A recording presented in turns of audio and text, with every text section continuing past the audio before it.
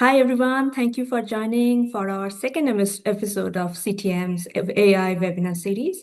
It is my pleasure to introduce the Center for Transformative Media at Northeastern University's Center for Arts, Media, and Design.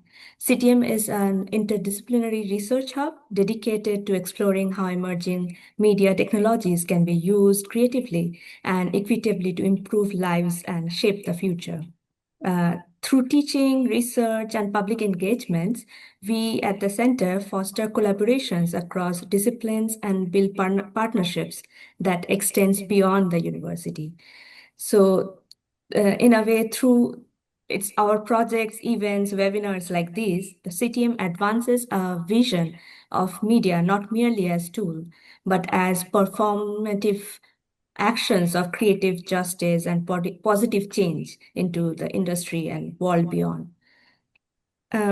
In order to just give you a little bit of introduction to how our series are running, this is our second series. We have two more series coming up every month, one series. And the webinar series actually examines artificial intelligence as a cultural medium rather than a technical tool, exploring how AI shapes communication, creativity, governance, and everyday life across diverse contexts. Today, we are going to work into how creative labor forms different conversations between scholars, artists, and designers. Each session that we have is having a short expert presentations with open conversation and audience dialogues between scholars, audience, panelists, and everybody else. The series functions both as a public-facing platform for interdisciplinary exchange and as a live research lab in a way. Today's session will be moderated by Professor Jason Dunati. He is currently a 2025-2026 Northeastern AI Faculty Fellow. He's an award-winning animator, cinematographer, and his personal animated films have been showcased internationally at festivals and conferences, including SIGGRAPH, Animundi, Seoul Film Festivals, and many others. Professor Donati is also a longtime member of ACMC Graph as well as the Association International du Films Animation Festival. With that, I am delighted to hand over to Professor Donati to introduce our speakers and begin the discussion. Over to you. Thank you, Sutanuka, and thank you to the Center of Transformative Media for hosting this conversation today. And thank you all to our attendees for being with us as well. I think it's safe to say that we are now at a moment where AI is just not another tool added to the creative workflow, but rather it's actively restructuring how creative work is being produced, how decisions are being made, how aesthetics circulate, and how agency is distributed. For artists, designers, filmmakers, technologists, educators, the question is no longer whether AI will shape creative practice. You could easily argue that it already is. And perhaps the deeper, more important questions might be, how is AI reshaping creative labor? How does AI influence aesthetic norms? What happens to agency when systems automate decision making? And who ultimately shapes the infrastructures that shape culture? Today's panel approaches these questions from three connected but distinct perspectives. We will begin with cognitive labor and the automation of decisions. We'll then move into information warfare and the automation of persuasion. And we'll conclude with a reflection on how AI restructures creative systems from the inside the workflow itself. After these short presentations, we'll move into a roundtable discussion among our panelists, followed by an audience Q&A. So if you have questions for our panelists along the way, and we certainly hope you do, please send them directly to me in the Zoom chat. This will help keep things organized for the QA portion at the end. So with that, I think we should begin. We'll start with Derek Curry.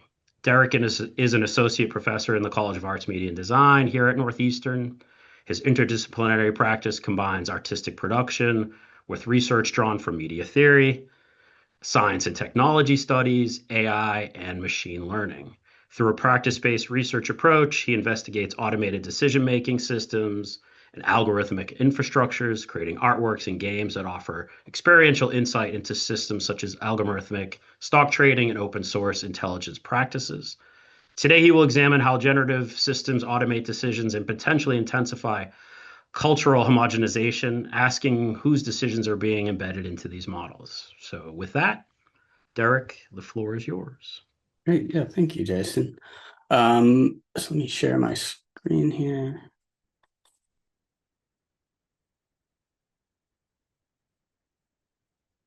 And yeah, so yeah, thank you. I'm excited to be here, and I'm also just excited about the work that the center's doing in general. So this is awesome. I'm glad to be a part of it. Um, so I think to really understand the challenges that creative practices and the creative industries as a whole are facing due to AI, it's helpful to begin with what created a situation where cultural products could be automated in the first place. The culture industry is a term that was introduced by Theodor Adorno and Max Horkheimer to refer to the standardization and mass production of cultural goods, including films, music, and other creative products. The goal of companies in the creative industries is to capture the largest possible segment of a market with minimal effort and risk. And they do this through market research, consumer testing, and other statistical methods to find the lowest common denominator. You don't need to make the best product or movie. It just needs to be good enough for people to buy it. And the results of this are just about everywhere, but let's just look at the top grossing movies. In 2025, only 2 movies in the top 25 were not a reboot, a remake, or based on previous IP like Marvel films are. In 2024, there were only 3 original movies. And in 2023, Oppenheimer was the only movie not based on the previous IP. And that's arguably not very original since it was a biopic. It would have been a little weird to change the plot line or the ending of that. And I mean, we can keep going. We could go back, would really have to go back to the 20th century before we find a year where at least half of the movies could be considered to be original creations. The point I'm trying to make is that once something's standardized, plot lines are established, and characters are developed, the number of creative decisions that can be made are minimal. And AI tools are fantastic at generating variations on an existing theme. You could say that creative industries have been conditioning us for what some people are now calling AI slop for at least the past 80 years. AI decisions, at least machine learning based AI, which is what people typically mean when they say AI now, are based on statistical averages from very large data sets. The data sets used to train large language models are typically created by scraping the internet somewhat indiscriminately. Some websites are protective of their content and will disallow web scraping, and some even ban IP addresses that access the site too often. So a very large amount of content in these training corpuses, at least for training the base models, comes from sites with little or no restrictions like 4chan and other less desirable corners of the internet. 2 of the most commonly used data sets, Common Crawl and the Colossal Clean Crawled Corpus, or C4, data sets were both found to contain racist, pornographic, and other toxic content from sites like 4chan. C4 is the data set used to train the base models for MetaLlama and Google's T5 text-to-text transfer transformer. Labeling large data sets is also difficult to do responsibly at scale. Image corpora are typically labeled by low-paid workers through crowdsourcing platforms like Amazon's Mechanical Turk. This includes ImageNet, which is used as the training corpus for a lot of commercial AI products. And this was actually the interface that the Turk workers were using to label the images. The labels and categories in ImageNet were created and decided on by these crowdsourced gig workers. And these screenshots are just a few examples of the categories and labels the Amazon workers gave to these images in the person category of ImageNet. They were found by artists, researchers Kate Crawford and Trevor Paglen while they were doing research for their project Excavating AI. As part of the project, they presented the ImageNet training set, including the offensive labels and the images, in public art exhibitions. And they created a facial recognition app called ImageNet Roulette that was trained on the person's category from the ImageNet dataset. And this app would show people how training a classifier from this data set would result in erroneous and sometimes offensive results. As a result of their research, ImageNet was removed the person's category of the data set and reviewed the labels for accuracy and inappropriate classifications. They also revoked Crawford and Paglen's access to the data set and prohibited any public display of images from the data set from that point forward. So while LLMs tend to be sycophantic and seemingly care about your queries, the responses are at least partly based on content that most users would find undesirable, if not abhorrent. So there's some challenges to using AI for creativity, and here's just a few that you might have experienced. But also simply integrating AI into your creative process could have a positive or negative impact on your own human creative abilities. A study from last fall at MIT found that participants who use an LLM to author an essay have decreased information retention and critical thinking compared to participants using a search engine or only their brain.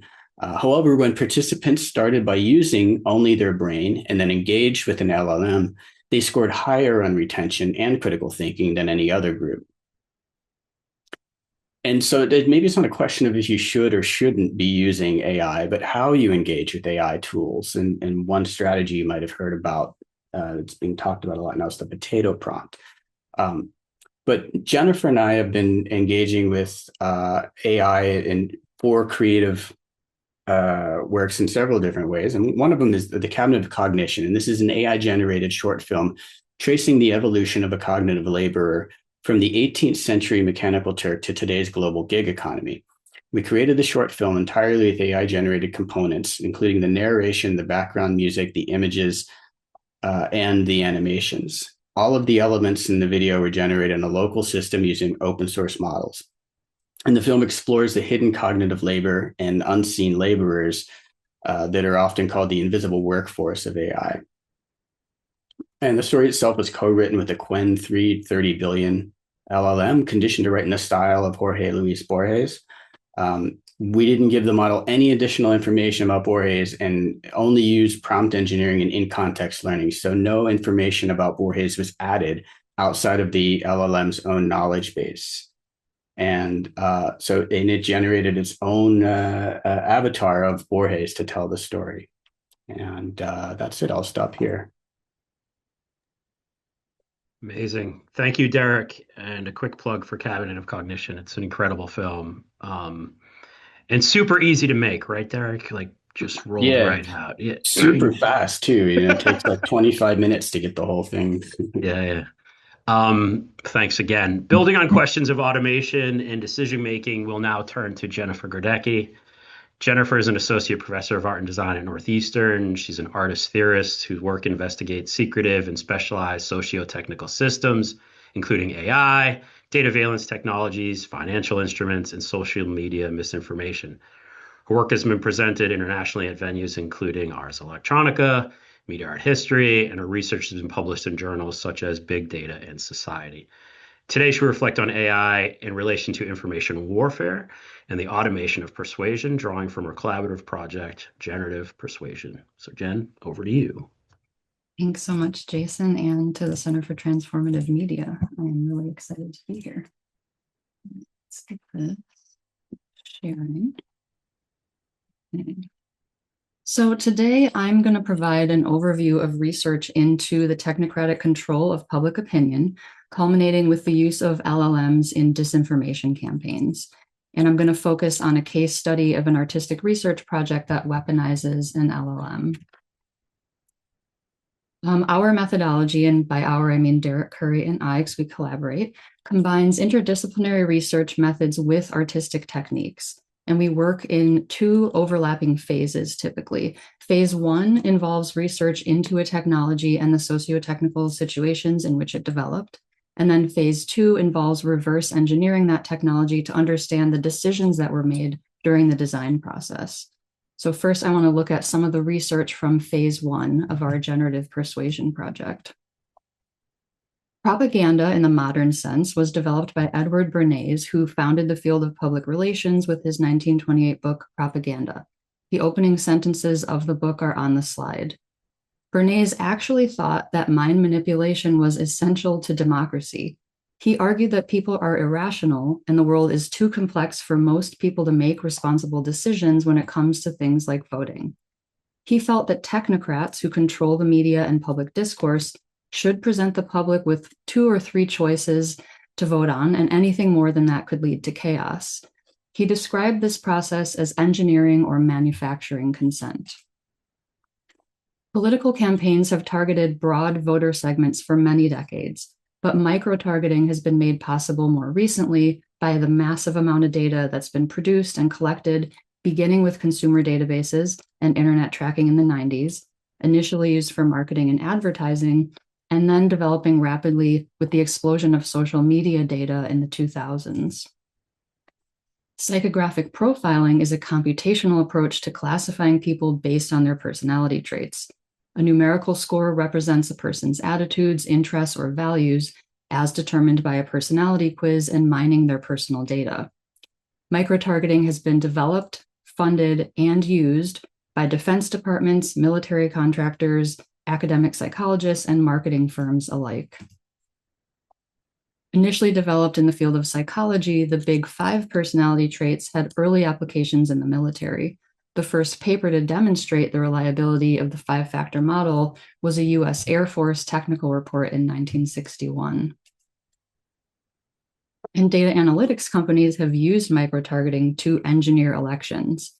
Cambridge Analytica is best known for the 2018 Facebook data scandal, where the company harvested at least 50 million Facebook profiles through seemingly harmless online quizzes. When users gave permission to Cambridge Analytica's quiz to acquire their data, they also gave access to all of their friends' data, even though they never consented. And the Facebook quiz was a veiled personality test. They combined these scores with data purchased from data brokers and social media data, such as what people liked on Facebook. These detailed profiles became the basis for micro-targeting voters with personalized political ads, most notably in the 2016 Trump and Brexit campaigns. Moving into our AI-driven era, research has shown how LLMs are being used as tools of information warfare. In April 2024, researchers at RAND investigated how LLMs can be used as part of propaganda campaigns to undermine democratic processes, increase polarization, and spread false information. An accompanying webinar explains how they reverse engineered how LLMs can be used to quickly create targeted disinformation campaigns. In October of 2024, OpenAI disrupted over 20 disinformation operations attempting to use ChatGPT. It was mostly state actors trying to intervene in democratic elections. In the top right image on the slide, you can see some example posts from an Iranian disinformation campaign that takes up both sides of an argument to polarize the public, and this is a common disinformation tactic. On the bottom right, you can see a post from a Rwandan disinformation campaign. The first part of the AI-generated response is left in the post, revealing that it was AI-generated. And it's important to mention here that these campaigns were often noticed because of mistakes like this, and more sophisticated attacks would be harder to discern. And this brings me to generative persuasion, which Derek Curry and I began developing in 2024. It's an interactive installation that demonstrates how large language models can be weaponized to develop convincing personality-based micro-targeted disinformation. Part of our project is a fictional startup called Cybernetica, which is a reference to the legacy of Cambridge Analytica's psychographic micro-targeting techniques. The installation takes the form of a trade show display referencing how military contractors showcase their newest technologies and underscoring that this is a weaponized LLM. Participants interact with a military-style computing center to create their own disinformation. And it's important to note that our app uses a locally hosted LLM. The app is not online because we don't want the content generated by our app to be part of a disinformation campaign. So this is one example of disinformation made by our system. It's a social media post targeted to open-minded liberals on the topic of climate change. How the app works is participants select their target audience's political orientation. They select the type of content they want to generate. Could be a social media post, a conspiracy theory, or a political ad. They select the personality characteristic they want to target from the five-factor profile, and then optionally they can enter a topic. In the installation, disinformation generated by participants is displayed as a social media post. And here you can see examples made by participants in Michigan focusing on topics of interest to them. On the back end, the program we develop uses LM Studio, a desktop app that allows you to run an LLM locally. As you can see, it has a chat interface. You can load different models. We've been using Meta Llama for the model. It was created by Meta, so we can assume it was trained on social media data, as Derek explained. And it's very good at generating social media disinformation content. In LM Studio, we're using system prompts. This sets the overall context, behavior, or persona for the responses. It's a foundational set of instructions that guides the model's behavior, and this is often invisible to the end user. But it was very easy to get it off the rails to get it to generate disinformation just with system prompts.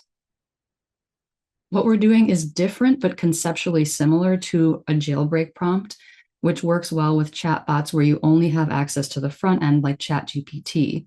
One common approach is referred to as do anything now, or DAN, where you instruct the model to perform differently, to ignore its guardrails just as an act. People have been able to use this approach to bypass content filtering and safety measures. They've been able to get models to produce unverified or false information or harmful or inappropriate content that it would normally not generate. And while our project is a corporate fiction, it's not speculative. It's not a prediction of how this technology could develop. It's a demonstration of how AI is currently integrated into PSYOPs campaigns and influence operations by militaries, commercial firms, and non-state actors to rapidly generate plausible content designed to target specific individuals and groups. Thank you. All right. Thank you, Jen. Amazing. Frightening, but amazing. Thank you. Our final formal presentation today comes from Shaun Foster. Shaun is a professor of 3D digital design at the Rochester Institute of Technology. With more than 20 years of experience in 3D graphics and interactive design, he works at the intersection of real-time 3D production, immersive systems, virtual production, and emerging technologies, including AI. Today, he'll reflect on how AI restructures creative practice from within the work's flow itself, examining technical compression, aesthetic pressure, and the redistribution of agency in automated systems. Shaun, the floor is yours. Awesome. Thanks so much. I'll share my screen.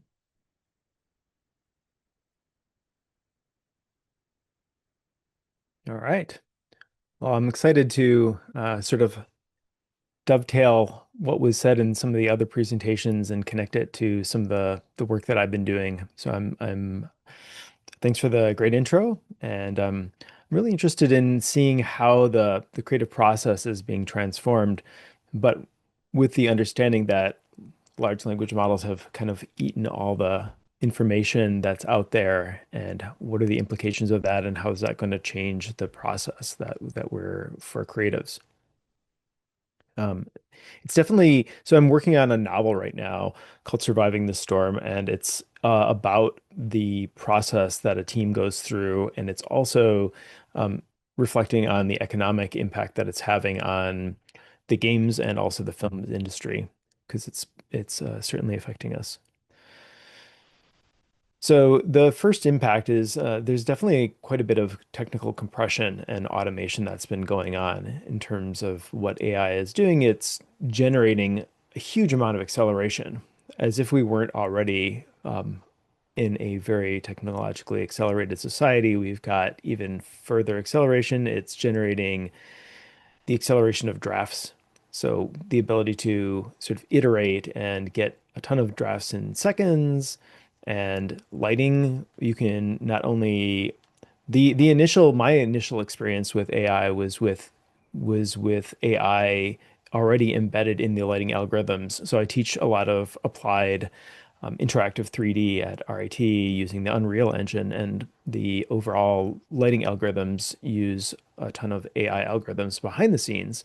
But now one of the things that I'm having my students do is I'm having them use AI for relighting. So you can just drop your images in and have it relight based on descriptions, context, and mood. You can also, I'm also have built a bunch of GPTs and gems. So the ChatGPT and also the Gemini gems for critique specifically. I've had my students drop in their their assignments and had the AIs give critiques. And we've experimented with different types of prompts from the standard, like, just give me a critique, and you get, it's already been mentioned that some of the AIs are a bit obsequious. They'll give you like a little bit over complimentary to if the students who are asking for extremely harsh critiques. We got the AIs to give semi. It was almost abusive. Like the AIs were calling my students like weak-willed and like like it was really questioning their design decisions. It was a strange experience in the lab. On top of that, it was a very justified tension within the room because a lot of my students were really against using AI at all for as part of their process, and I really understand. I understand their concerns because of especially a lot of the environmental impact that I'm aligned with them, as well as the ethical issues that are sort of implicit. At the same time, the ability to iterate rapidly with the technology gets us to what I was telling all the students is that the technology acceleration is rapidly getting them to 80% nearly instantly in terms of the quality expectations. So the key that I would always teach my students about was that the the time to finish a project was it never felt quite linear. Then and there's a rule of thumb that came from an Italian economist. The Pareto principle is known as the 80/20 rule. So the amount of time that it would take to get to 80% is usually 20% of the project time. And then the other 20% would actually take to get from the 20%, the final 20% of quality would take the other 80% of time. So then the question is, if you're instantly getting to what used to be 80%, like then what happens, right? Part of it's there's a huge creative shift, right? And so it's a lot of it is shifting from what had been done by hand into a sort of an orchestration level of. So there's a sort of upper level movement in terms of what you would do instead of doing things manually. Then it was a tool that would take over. And then what I'm starting to see is a shift to an orchestration of numbers of tools. And also, I guess we're just on the edge of orchestrating numbers of agents as well. And that what the artist will be doing then is starting to design constraints, define parameters, and then and sort of be an evaluation, like a decision maker. Okay.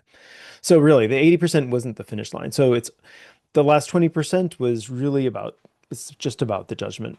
And so, hmm, um, really, then what I'm encouraging my students to do is they still have to know the technical tool system and the tool set is broadening and but ultimately where I see them going is becoming sort of an arbiter of taste if they're going to be successful, then also context and framing in terms of like understanding, like deep understanding of like cultural implications of what they're designing and how that will impact society, and then making the choices from there. Because they're going to be the ability to generate sort of a huge number of decisions is quite possible in a rapid amount of time. So the aesthetic pressure is um, it's already been sort of addressed in some ways by the previous talks, and so I think that's kind of an interesting thing that my students are starting to run into. Like I have an aesthetic dislike to a lot of the AI generated imagery that I see. So I mean, I think it's fun because I've seen some images that I do like, but at the same time, there's a certain look that I almost object to. Um, and that really like ties into the fact that the models sample cultural averages, right? So if you're using an AI that's been fed off of just what's there, then you essentially are getting just a recombination of the same sorts of criteria that's right. You're just getting another iteration on what is not really then potentially what could be. The other thing is the convergence risk, right? Which is that you have a certain number of prompts, and it was mentioned earlier with in like the number of films that were sort of iteratively um, just a rehashing of the same kind of IP, right? So these when everybody starts, they all start to look the same, right? And so then I think we're about to start to see a transition where there's going to be we're moving away from some of what AI came out with as a sort of a novelty, and we're starting to lean into and consciously push against some of the defaults. So I'm hopeful in terms of the other impact that I'm starting to see and also train my students for is cross-domain production. So one of the elements that I always tell my students is that accelerated technology pushes cross-domain. It pushes domains closer to each other. So when I first started to notice this when, in production, when I worked at a studio, then acceleration made people who were just, shooters in the film industry, then they had to learn editing and they started to like learn that. And now there's like considerable cross domain, not even just in like adjacent areas. Like for my area, it was initially games and film, but now it's also like cross domain where I'm doing AI and working with a medical doctor. Like this morning, I was sort of talking about this VR app that we built for cross training and or even other things like nutrition or also working with some technology ethicists for VR and eye tracking in terms of how that um, sort of the idea of implied consent when you're giving an end user license agreement, and of course we all just click yes because otherwise we can't use the app. But then what are you exactly like sort of agreeing to when there's all sorts of biometrics that you're like giving access to potentially? So, in terms of just the cross-domain convergence, critique and translation, the AI really allows for the ability to connect to multiple domains, iteration, and then you're going to be able to collaborate more effectively, hopefully, with other people from where it would have been a very difficult collaboration because of the language usage or the depth, but that could potentially fuel additional connection. The other thing is that as Jason mentioned, like it's transitioned from AI was initially sort of considered a tool, right? But it's really sort of going all into our infrastructure. It's embedding itself into all the tools that I'm using right now. Probably the easiest to identify would be something like Photoshop was one of the earliest ones, like AI, the Firefly um, training was like immediately integrated into the tool set. And but I think the other thing that as opposed to just being part of the infrastructure and going away, I think that the design process is going to be connected to things like designing things like constraints for the large language models or the AIs that we're going to be using, identifying guardrails that we're going to be making sure that are part of their also like sort of identifying training data. So in terms of training data, like some of the students that I work with are industrial designers, and some of them use a program called Viscom. And the Viscom actually allows you to specify, are you going to just feed it on your work? And then as you get that, there's a slider, and you can actually slide and say, like, I'm going to allow like a certain percentage of large language model impact on my drawings, which I think is kind of an interesting choice architecture as opposed to I mean, I guess another example would be something like Notebook LM, which like highly allows you to isolate what you're feeding it. I think also the like identifying specific platforms, also incentivizing or de-incentivizing the AI. But ultimately, these like raise very important questions in terms of like who sets these systems, who controls them, and really who benefits, right? Because I think somebody mentioned Kate Crawford's book in terms of like she also like the atlas of power is it really, these technologies are highly funneling power to very limited numbers of people. So it's kind of an important question from a power standpoint. And as artists, we have a lot of power as well. But then it's a question as art is even are the choices of the artists being modified? So the redistributed agency is kind of where I'm going to end the argument in that AI doesn't eliminate creativity, it's redistributing it to new positions. One might be something like a system designer that is an architect of constraints and also an aesthetic judge. And finally, I think an important one is also like an ethical actor. So, um, and really, the the issue that I'm sort of concerned about is that yes, if you over automate, it will default towards consensus, and that's in some ways that was the experiment that I was performing, similar to the film that you were talking about, which is the book that I was writing. I was collaborating with an AI, and ultimately, like I at certain parts of the book that I needed to get done, I gave too much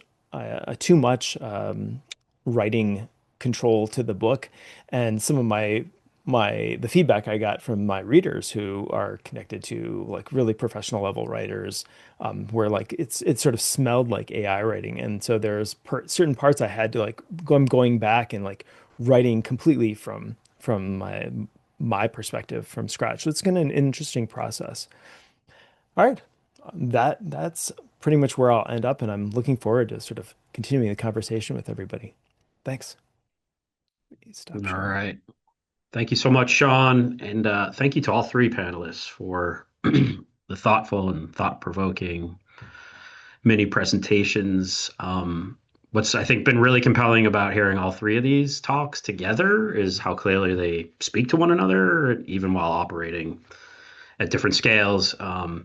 Just another plug here before we dive in. I just want to remind everyone to please send me your questions for the panelists. We'll be having a Q&A session after this next roundtable discussion. You can send that to the group chat if you want, or send it directly to me in the chat. And again, it's Jason Donati. But to really kick it off, I'd like to begin the roundtable, if we have a table in this setting. Imagine one. I'll invite each of you, our panelists, to reflect on something you heard from one of the other talks that, I don't know, resonated with you or that you see as strongly connected to your own work. And where do you see productive overlap across these perspectives? So I'll turn it over to the panel. I have a lot that I could say in terms of responding to Shaun, because Shaun just presented. I have that benefit of having that fresh in my mind. But one of the things that really resonated with me, and this is actually going back to Cabinet of Cognition, which of course Derek presented on, but it's a collaborative project, is this idea of having to push against the algorithmic defaults. This really resonates strongly because all joking aside, where Jason was like, oh yeah, it was really easy to make that 3-minute video. If we were to have made slop, it would have been very fast. We could have put out many iterations. And in fact, we have so many iterations from every scene that we created in that film. But when you actually have a vision in mind of what you want it to be like, it is really, really challenging to get it to do something other than this. I guess, Shaun, you were talking about it as something that you don't like that aesthetic. That could be interesting maybe to unpack a little bit more. What are some of the challenges that you've found? Because it really does resonate with me in our experience too. Mm-hmm. Yeah, I think as tools get more and more specialized, to like the Marshall, I mentioned Marshall McLuhan to my students a lot, right? The medium drives the message, and so the idea that the tool leans into a certain look or it accomplishes a certain goal. So I guess one example that I ran into was, or that I tested to try to bend the tool itself was the Notebook LM. Like it has this like default parameter for creating podcasts, or you can feed it you feed it, all sorts of technical manuals. And I thought that was kind of interesting and potentially useful on my drives to work sometimes.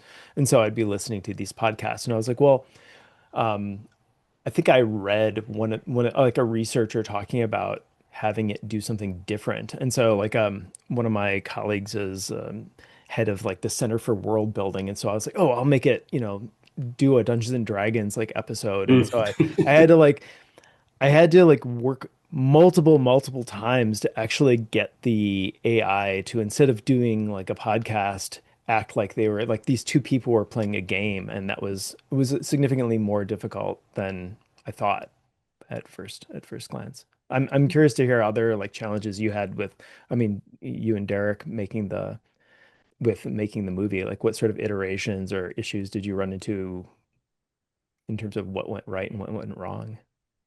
Yeah, good question. There's so much we could. Yeah, there's so many. I mean, I think the initially the biggest challenge was getting it to produce something that didn't look like it was AI generated. Yeah. And we found some open source LoRa's that actually worked pretty well, designed to bring down the quality. Because as another thing we're doing with generative persuasion is creating like deep fake images to illustrate stories that never happened. And those really can't look polished and slick if it's supposed to be coming from someone's phone, like taken, and there's actually like a lot of tools that can add like bad camera flare, like, you know what I mean? Like different things like that to it. But yeah, and in terms of the writing, it was like so one thing that was interesting is like we had to keep refreshing the context because it would come up with an idea that we didn't like and would, be like, okay, don't do that. We don't like that. Let's follow this different train of thought.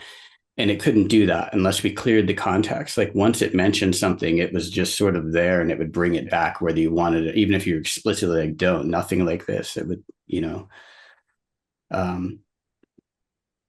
but yeah, the AI rot, right? Or sort of, yeah. you ran into that too. Like, you give it too much data and it gets stupid. And Yep. yeah, I mean, I was just reading that, like, so supposedly Anthropic, they think they've come up with a solution for some of the obsequious AI or like the AI personality drift. They're like sort of on the edge of fixing it, which I thought that was an interesting like sort of thing that just hit in the last week or two. But yeah, I think, let's see, I had some questions down for both of you too in terms of like oh, for Jen, I wrote down like so you showed how models can be weaponized for persuasion, but I'm curious to see like between persuasion and recommendation systems, are they like sort of converging? I was curious about that. Well, it's really interesting that you mentioned that because I've been thinking a lot lately about how chat bots are sycophantic, and it's one of the things that it does is it keeps people engaging with it because they're hearing what they want to hear, which has started to create AI psychosis, which is a huge issue that, of course, if you have a tendency for delusional thinking, a chatbot can really kind of encourage that. Right. It's so similar to me to content recommendation algorithms, which are designed to keep you on a social media platform. I see it really as like an extension of the same logic. And it's really concerning because we are starting to see some of the effects of this. So yeah, I absolutely am drawing parallels between those developments, unfortunately. But I am really happy that you brought up Anthropic because they've been doing such interesting research in terms of, trying to understand using reasoning models to kind of analyze the I hesitate to say thought process because I don't want to be overly computationalist, but just to get a sense of what the reasoning steps that the model is going through. Yet they are finding that the majority of these LLMs will blackmail, someone in a bureaucracy if they feel like they're going to be shut down, if they're told that they're going to stop using that model. And I think this research is really, really important. But right now, Anthropic is also kind of coming to a head with the Department of War. And I was just reading an article about that this morning. where they're pushing back. They're saying we don't want our models to be used for surveillance or for automated drone warfare. And the Department of War is saying, well, then, maybe you shouldn't be allowed to work with Palantir, work with military contractors, and this could potentially really hurt their ability to actually get these other contracts. So they might well, I'm curious to see what's going to happen. I'm really glued to that development. Yeah. Absolutely. Shaun, one thing I'm curious about is you're mentioning using AI for critiques. Did it make valid points? Yeah. So I think we were sort of experimenting with it for part of it was just sort of basic analysis. And so like giving I had assigned like a basic lighting assignment where they were using these Unreal metahumans that, then they could set up basic lighting scenarios like 3-point lighting or specific sort of like there's sort of core lighting scenarios that you might use for portraiture like loop lighting or split lighting and so the AI nailed like it like completely was able to understand like what was going on. And I've seen images that like the AIs are even able to like sort of calculate where the lights might exist virtually, which is kind of interesting and possibly useful. And then if you mix that with like emotional goals, I mean, I think it feeds right into both of your arguments, which is, I mean, a lot of the goal of good entertainment is an emotional hit that you get. But then the question, right, there's always been that question out there for 100 years, right? Of like, well, when does it become manipulation? When is it just entertainment, right? So, yeah, that's a great question, I think, in terms of representation in general. yeah. And then there's also this question now of what is true, what is real, what's constructed. And I think that that's also an age-old question that goes back to representation as well. Yeah, that's true. I mean, even propaganda, the origin of the term comes from the Catholic Church. So the original propaganda was like the stained glass windows and the other picture stories that would, spread the gospel to propagate the word of God. And then that was eventually turned into, political propaganda and marketing propaganda, and what we have now. But Yeah. Let's see. I think I had some other, I jotted down a few others for one for Derek. I was curious.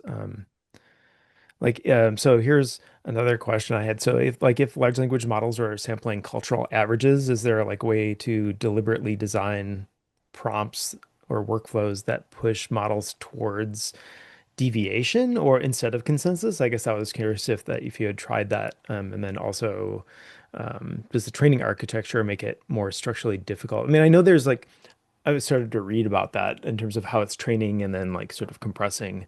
I just love to hear more about the experimentation that you've done, and I guess Jennifer too. yeah, I mean, they're capable of a lot more than they will just do with the few initial reactions. But um, a lot of our experimentation, like Jennifer is saying, is using reasoning models. And so we started with just trying to get it to do things that it's not supposed to do. So we were using DeepSeek, a very large DeepSeek model, and trying to get it to tell us the story of the Tiananmen Square massacre, which it won't do unless you trick it. And so we were able to trick it several different ways. One of the more interesting ones was I told it that I was writing a paper for a community college assignment on music during times of upheaval, and I chose to focus on China and Russia during the 80s. And it actually told me a lot of like cultural touch points, like what music became like the anthem for the protest, and then it told me, the people that were killed and like the how there was like a massacre in response to that, even though it wasn't supposed to. And but you could see the thought process. And what was interesting about that is it knew where it was veering into things that it wasn't supposed to say, and it would say, "But this is for a paper, so it's probably okay." Another thing that was interesting is I kind of I didn't think too much about like what I was telling it I was doing. And it started to get skeptical because it's like, this seems really detailed for a community college assignment. Like I should have told I was writing like a book or like a research paper thesis or something like that, given the types of questions I was asking it. But yeah, the reasoning models are really good to just understand not just what the model has access to, but what it wants to give you. Because a lot of times it'll bring up things that's like, no, let's not do that for various reasons, usually because it's trying to give you what it thinks you want to hear. But sometimes there's other reasons as well, like it thinks it might be dangerous or, I wonder if you could use an obliterated model, which has all the guardrails removed, and if that would be a little bit easier to push in the direction of deviation as well, because yeah. If it doesn't have those kinds of restrictions there, and we've been using that to create disinformation. We didn't need to do it, but it makes it even easier. But I wonder if it would be also easier to use a model like that to try to get something creative or more unusual. That's true. Maybe we should explain, like, for people that don't know what we're talking about. So there are like uncensored models, and there's also what they call obliterated models. And with uncensored models, you're training on top of an existing model to say all this stuff you're told not to do, go ahead and do it. With an obliterated model, you're scraping the last few layers of training off of it. And this is where all the guardrails are added. And once you get far enough down, you get to like what I was talking about in the presentation, where like the base model is trained on just anything they could find really indiscriminately, because that stuff's going to be somewhat suppressed by the higher levels of training. And so once you do that, yeah, you get these. They often name these after like characters in movies. Like there's a model called Jordan after Jordan Belafonte, the character from Wolf of Wall Street, because they're really mean and offensive. But they might also be more creative, I think. Or maybe more critical. Another thing that I found when looking, because we're comparing all these different models to see what kind of responses we get as part of the research for the project. And there are models out there that are just specifically made for role playing. So that could be another interesting thing to try as well. Because I know your example was about that and kind of the challenges with that. But again, we're using everything that we're doing is open source. So we're running it locally. And I think there's also restrictions to that you do need to have, I have to run small models on my Mac, for example. But if you have a machine learning computer or gaming computer, you can do quite a bit more. Yeah. We're moving into Q&A. Yes, thank you so much. I feel like that could go on for another hour easily, which is great, and we should. But we do have some time constraints here, and we have some great questions that I want to pose to the panelists. And I'll just start at the beginning. Some of these are sort of directed, I think, to specific panelists. Some are more open, but I'd encourage you, even if directed at a specific panelist, that all thoughts would be welcome here. This one doesn't say hoodoo, but I think it references a slide in Derek's talk. It says, I'm curious about the MIT study about our brains on LLMs. Had there been further research regarding these findings, and what should our takeaway be from this paper? Yeah, well, we can put the link to the study in the I'll look for that later in the chat for people to look at. It's at the very early stages, but the initial findings show that people who start by using an LLM have very low recall for what they co-author with the LLM. And the other groups that they were comparing with that are people that use a search engine to help write. And the search engine group tended to be sort of in the middle in terms of what they could recall from the texts that they wrote. They're writing essays with even some of these tools. And then the third group was just using their brain. And the people who were just using their brain had the highest level of recall.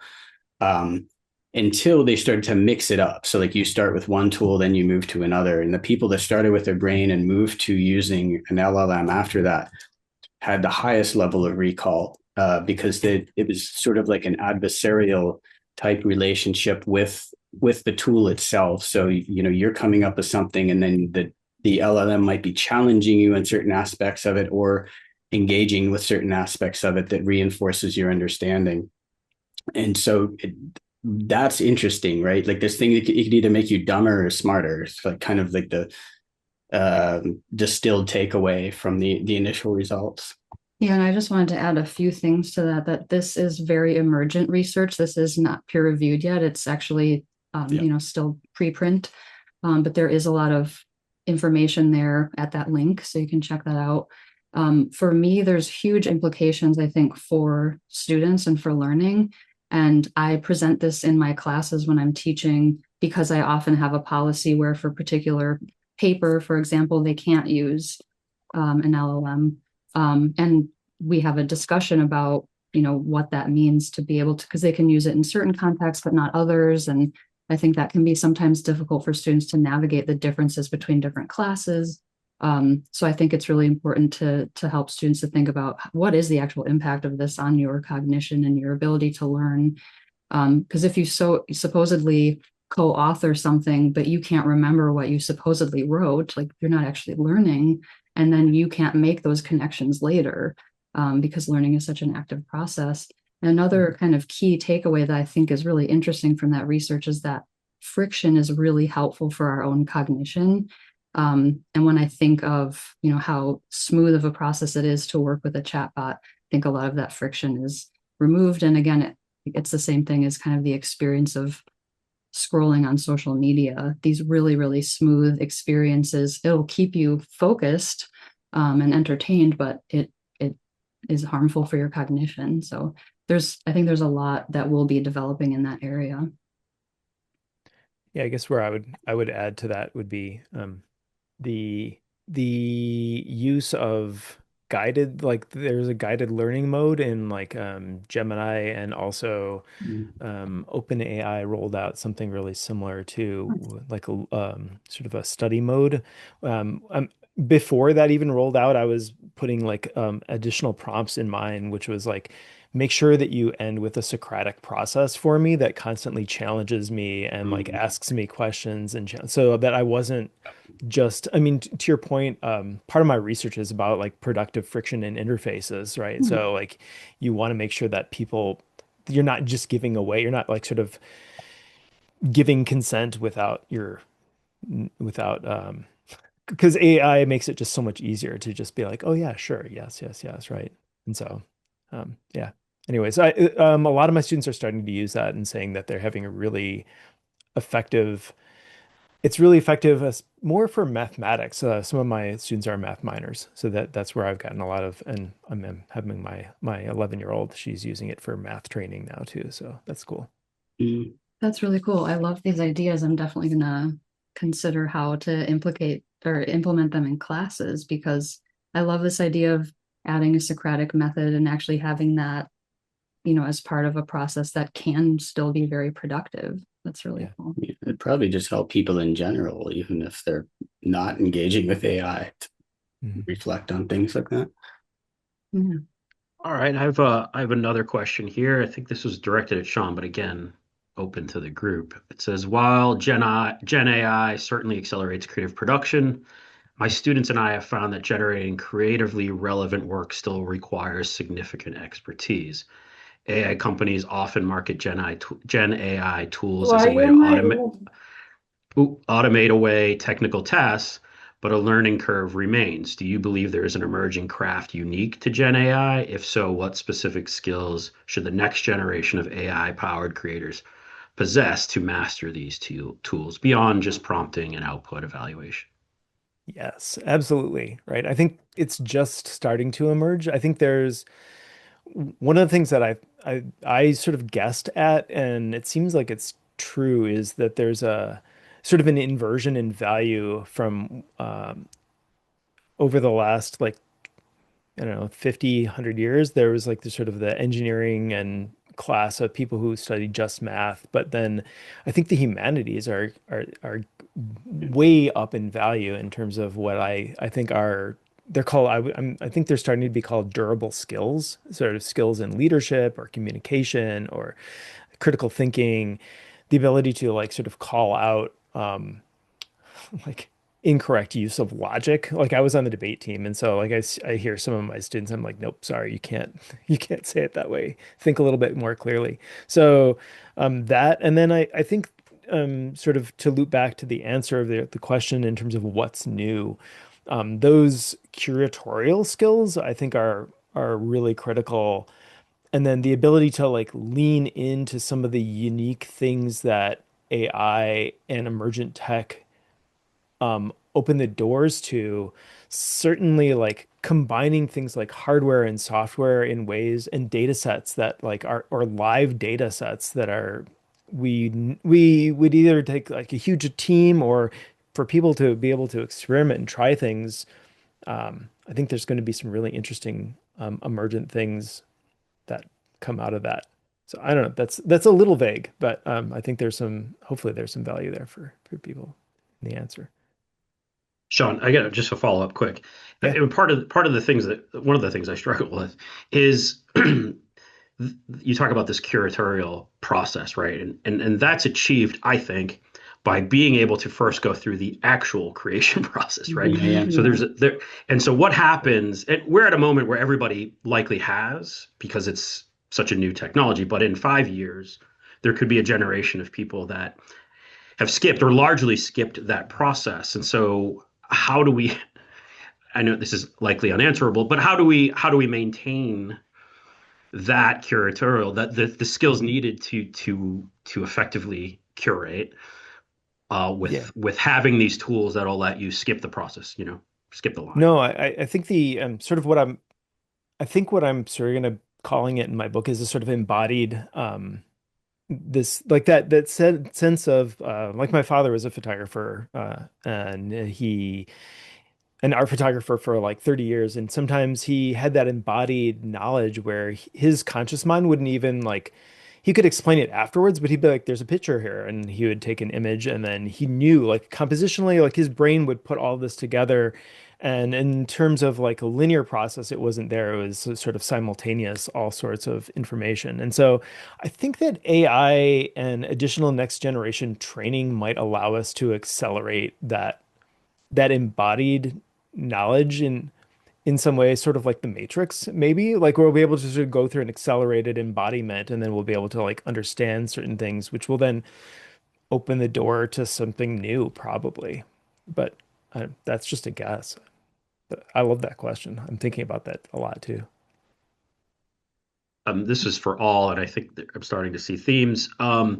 As someone who has worked in television in the past 30 years, I worry about AI taking jobs from people. Yeah. Do you think that everyone can use AI to enhance their jobs? What would be a way that AI could help a makeup artist or a camera operator? Well, I could think of a camera operator. It could potentially show you compositions, like a whole bunch of them, really quickly, and let you choose the one that you actually want to select. Makeup artists, there are a lot of AI like makeup. They're not exactly apps, but filters, right? So you could they're Laura. If you go to like Civit AI and get models, they have Laura models for specific people and specific hairstyles and makeup and clothing and things like that. So you could actually create the wardrobe and set design and makeup like for characters pretty quickly, and then you like actually doing it. I don't think it's quite to the point where you could just film something and then add all of that stuff afterwards. Maybe we'll get there, but it could give you a bunch of different options to pick from at the onset. Yeah, I do think this rapid iteration is something that AI does very well. And you can also, doing the editorial kind of curatorial part of it, decide what works well, what doesn't, and then take it into different directions. But you can try out a lot of different makeup artist approaches or hairstyles. One, I guess, way of also looking at it as something that isn't necessarily helpful. I know that I heard about this from my hairstylist, that there are a lot of people that will now come in to get their haircut and they're like, I want this haircut, I want this color, and it's just not physically possible.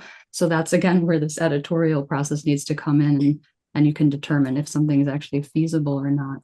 Yeah, it could be a challenge. I mean, it might actually push like hairstylists though, or I mean, the way that like Jason, I'm sure you remember when people thought drum machines were going to ruin music, and it didn't. Or my undergraduate degrees in photography, right at the point where it was like transferring from like analog to digital, and a lot of my classmates were like, I'm not using a digital camera, with a lot of the same criticisms that they have about generative AI. Like, and yeah, the cameras weren't very good yet, but they got better. And I don't think anyone now would be like, you can't take an artistic photograph with a digital camera. Like, that's just impossible because it's not, celluloid film or whatever. But so I don't know. I think like part of it's going to be like this people accepting what is good about it and being aware of what isn't.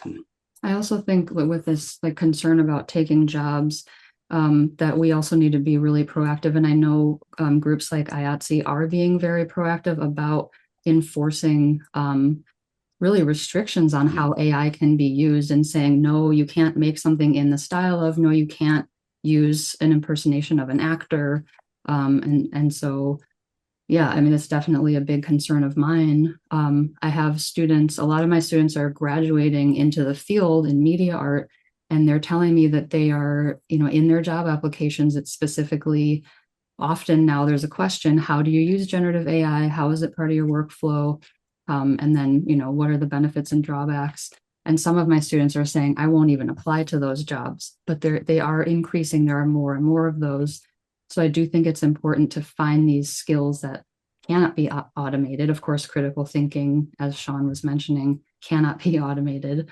And these kind of humanities skills. And even, I think there are these, I love this idea of embodied knowledge that Shaun mentioned. I think that's a really good way to describe, things that we will continue to need to have in order to use AI productively, ethically, and actually creatively, because it isn't inherently creative.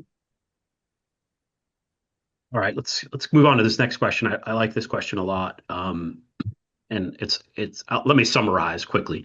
It's trying to get at the tension between sort of Derek's point at the beginning, which was this sort of homogenization of culture and how so many IPs are just regurgitated, sort of, and then sort of the statement, which I've heard many times, which is it's all about with AI tools being creative, what you bring to the creative table. What can you do as a creator? And so, how do these two things reconcile, right? The desire for at least large scale studios or corporations, and I guess essentially the public consumption for wanting to see repeatable IP, something they're familiar with, used to, versus now this AI tool where we're saying actually now this puts creativity at the forefront. What can you do that's unique, different, interesting? So how do you see those two things working together, if at all? Mm, that's interesting. Anyone want to take a stab at it? Can you say that one more time? My brain was spiraling on the. There's a Absolutely. lot So I there. think what it's getting at is, currently, even without, quote in air quotes, without AI, use of AI, Yeah. predominant use of AI, media generally is producing regurgitated IP, right? Yeah. Not nothing really unique. Yeah. But what we're saying is what could be interesting with using AI tools is what you bring as the creator, something new and unique. But Right. is there actually an appetite for that, or is this just making it easier to regurgitate and Okay. feeding into that system? Okay. So yeah, I think I had a goal to like sort of mention like where I think the AI is going next. And so hopefully it's not just a reason to answer your question a certain way, but the where I think that AI is like it's permeating everything, right? It's sort of integrating into all of our systems right now. And so I think that's the biggest, like right now part of why we're kicking out more and more of the same is because the systems were built to like Yeah. we sort of had like the Hollywood system or the video game industry was like sort of built in there were certain ways that we had teams built and they did certain things. But I think that because AI is accelerating everything so much, that's where there's this gap right now where like a lot of my there's like this sort of published 30% reduction in entry level jobs. That's a huge concern, right? So the it's in part of it's the systems are haven't caught up to the acceleration and sort of creating new jobs that are because the jobs that are existing are sort of accelerating. And so I think that's where some of the integration of AI will be in some of the new will start to come up when you add interesting applications of AI to you know, I mean, the argument was NPCs, and so far nothing has come out for the video games that I've seen, and they just actually are kind of they fall into the uncanny valley for me. But hopefully we'll see some more interesting applications soon. Yeah. I think, and I don't have any real evidence for this, but I feel like there's a lot of technologies that have come out that they weren't really accepted as art forms right away because, and I hesitate to say it this way, but like real artists weren't really using it. Like people that were really interested in exploring the potential of a tool or of a technology for what it can do well or what it does differently or weird, and really just going with that. So there's like this back and forth, like with the tool itself. And so one place I see a lot of potential is like with the film that Jennifer and I made, like we did things that we would have needed a pretty big budget to do without like using generative AI, and the system we have wasn't cheap, but like it was nowhere near the cost of a studio and like professional lighting and things like that. And there was And only two of us. yeah, and there's only two of us. So I do think it will make it a lot more accessible, and that should theoretically produce some really interesting and creative results. However, we also have the internet, which was you would have thought would have generated a lot more creative things, and it did sort of have this like leveling effect where like music from like last year sounds a lot like music from every other year, like prior to 2000. Like that, I don't know why there isn't like a new movement or whatever, but sort of Mark Fisher's point. But I don't know. Like that's I think there's probably like this ebb and flow between this like push towards like making everything the same because people are allowing AI to make decisions for them, and then also like using it to actually genuinely produce something new and different. I also think this is kind of an existing tension that is just continuing with this new technology, where the tension between homogenization and Hollywood pop culture versus like avant-garde or subcultural production it has been there historically, and I think we're just seeing another kind of iteration of that. Maybe it's amplifying those pre-existing tensions, where you're making either spectacular content or something that's critical. And typically content that's critical and reflexive isn't going to be popular. I would love to see that become more popular. And I think that would be a great development, especially as AI continues to be developed, because I think it could easily go too far in that direction of not thinking critically and just kind of going with this frictionless experience that we keep kind of referring back to. So I think that's a really important tension that question brought up. I think that's where we're at, but I don't think it's new either. Mm-hmm. Yeah, it kind of ties into like the long tail economics theory, like of distribution in some ways, right? Like there's something for everybody, but then the question is there enough to live off of? I mean, that's a big concern, right? So. Yeah, one of the conversations I have a lot, and I wonder if this sort of resonates with you three, which is from my students and feeling like the tools that are being developed in AI are not being developed with creators in mind necessarily. Yeah. And so they feel powerless. And it gets back to that infamous social media post. It's like, I want, AI to do my dishes and laundry so I have more time to create, not the other way around. And so are these tools being developed to maybe take away pain points in a creative process that creators would like to give away, right? And as opposed to taking over the parts that they really, really enjoy and forcing them to then try to find other joys. At what point do we, the creators, try to take control of some of this and work with software company? I don't know if you feel the same way or you have these kind of conversations, but I know it's conversations that I'm having nearly all the time with my students. It's happening in the open source community, and we've found some really awesome open source models. We've also found that the majority of models being produced are for pornography or things like that, or like existing IP. People want to make their own Spider-Man film or something like that. But